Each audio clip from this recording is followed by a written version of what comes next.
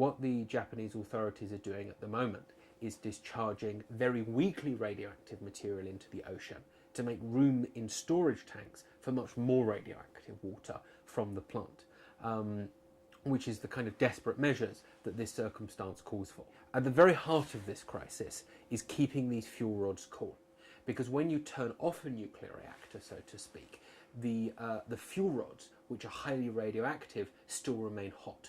And you really, really don't want those fuel rods to melt. So all of this water that they're pumping in to try and keep the fuel rods cool have to go somewhere. There's no standard procedure for dealing with these reactors.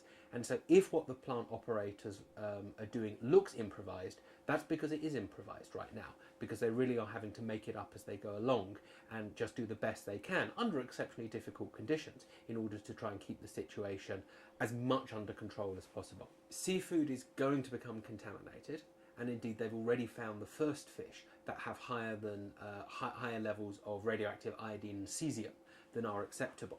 But this is a manageable problem for humans. You know, the food is going to become radioactive. There's probably not much you can do about that right now, but what you can do effectively is stop it from entering the food chain.